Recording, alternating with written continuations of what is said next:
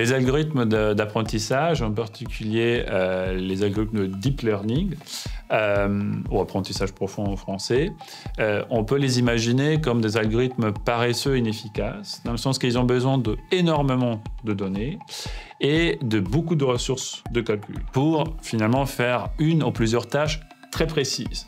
Et donc si on fait par exemple la comparaison avec un enfant, et ben c'est là qui est extrêmement différent parce qu'un algorithme d'IA aurait besoin de milliards d'images pour détecter par exemple s'il y a un chien ou un chat dans une image, or un enfant aurait besoin de très peu de cas, très peu d'images.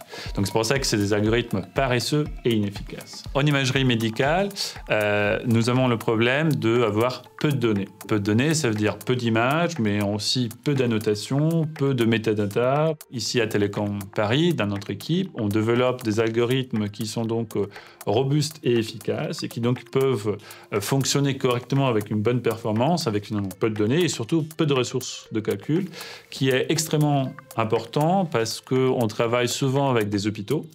Et dans les hôpitaux, les données, la plupart du temps, ne peuvent pas sortir. Donc ça veut dire qu'on doit utiliser les ressources de calcul qui sont présentes à l'intérieur des hôpitaux. Et souvent, dans un hôpital, on n'a pas des grandes ressources de calcul. Et donc c'est pour ça que nous développons des algorithmes d'IA qui sont très efficaces et qui peuvent marcher avec peu de données.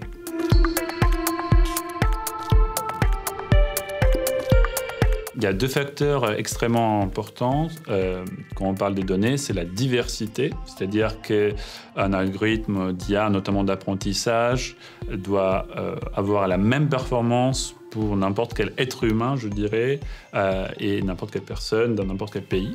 Il y a une deuxième question qui est le biais. Quand on parle de biais de données, ça veut dire quoi? On peut donner un exemple.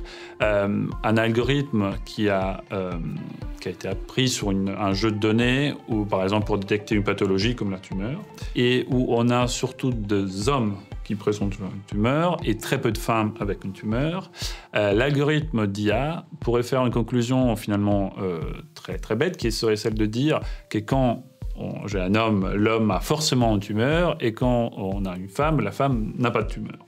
Et donc l'algorithme d'IA a cherché des signes pour détecter le sexe plutôt que détecter la pathologie.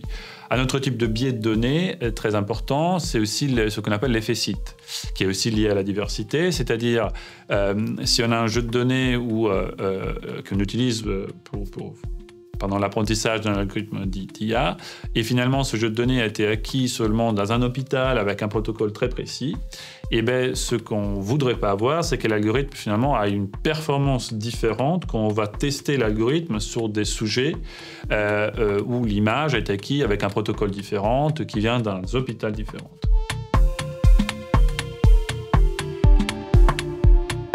Ces deux questions-là, donc la diversité et les biais, c'est deux questions extrêmement importantes.